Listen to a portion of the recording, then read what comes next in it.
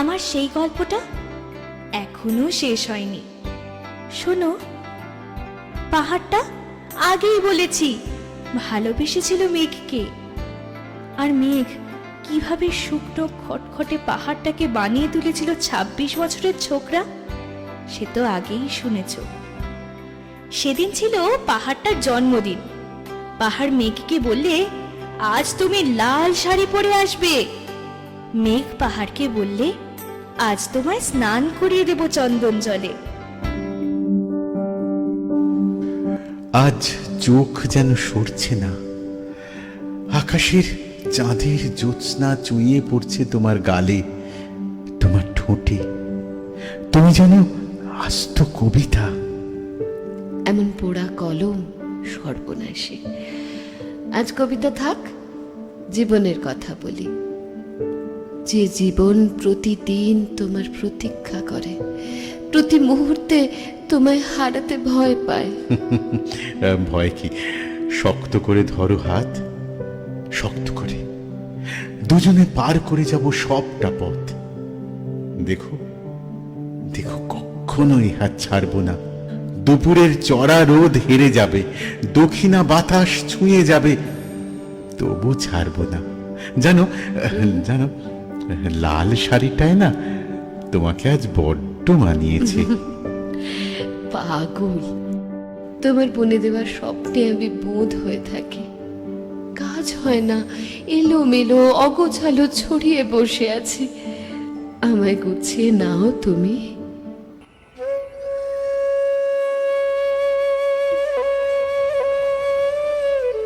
ভালোবাসলে নারীরা হয়ে যায় নরম নদী, পুরুষেরা জ্বলন্ত কাঠ।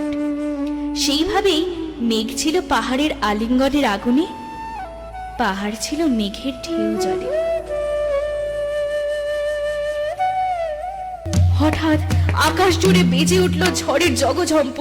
ঝাঁকড়া চুল উড়িয়ে ছিনতাইয়ের ভঙ্গিতে ছুটে এলো এক ঝাঁক হাওয়া। মেঘের আঁচলে টান মেরে বললে, ওঠ ছুরি, তোর বিয়ে।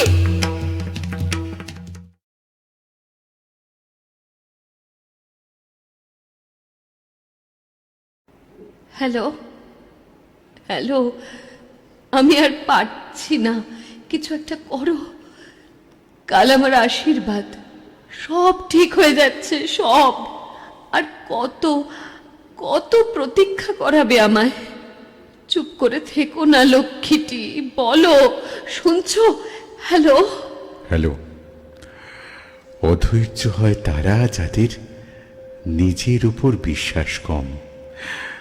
তুমি তো আমার সব। বিশ্বাস করি কোনো কিছুই আমাদের আলাদা করতে পারবে না। এই তো দেখো, আমরা বেঁধে বেঁধে আছি। কোনো কথা শুনতে চাই না। তোমার কবিতার জন্য সারাটা জীবন পড়ে আছে আমার। আমি তোমায় ছাড়া বাঁচব না। দেখো, এইভাবে চললে আমার তুমি মরা মুখ দেখবে। ইচ্ছে আর উপায়ের তো মিল হয় না। স্বপ্নটাই সুন্দর, জীবনটা বাস্তব, স্বপ্নটা পুড়ে যায় সেই ঘোর বাস্তবে রাঁচি। বুঝেছি, এটাই তোমার শেষ কথা না? পুড়িয়ে দিলে আমার সাথে আমাদের এতদিনের স্বপ্নগুলোকে। তোমার কাব্যিক ঢঙের থেকে ঢের ভালো আমার আজকের বাস্তবতা।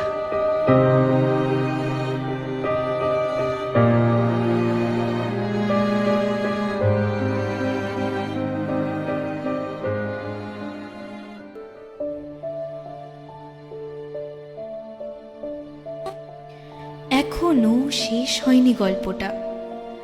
বজ্রের সঙ্গে মেঘের বিয়েটা হয়ে গেল ঠিকই, কিন্তু পাহাড়কে সে কোনো দিনই ভুলতে পারল না।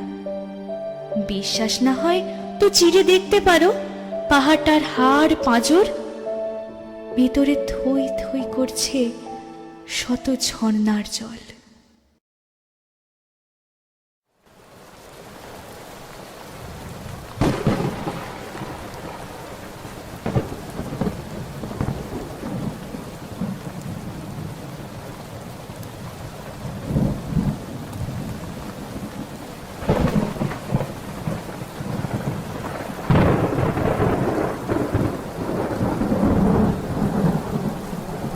তুমি এখানে? কেমন আছো? এখানে বুঝি তোমার শ্বশুর বাড়ি? তোমার স্বামীকে তো দেখছি না, উনি বুঝি বাইরে গেছেন? কথাগুলোর উত্তর বুঝি খুব দরকারি। থাকো সব, খালি কেমন আছির উত্তরে বলবো ভালোই। সারা জীবন অন্তত একটা ভীতু লোককে বয়ে বেড়াচ্ছি না। এখনো রাগ? একটা কথা বলবো, রাগলে কিন্তু এখনো তোমাকে আগের মতোই মিষ্টি লাগে। তোমার এই নীল শাড়িটা কিন্তু খুব মানিয়েছে তোমায়। বয়স যেন থেমে গেছে এই মুহূর্তে।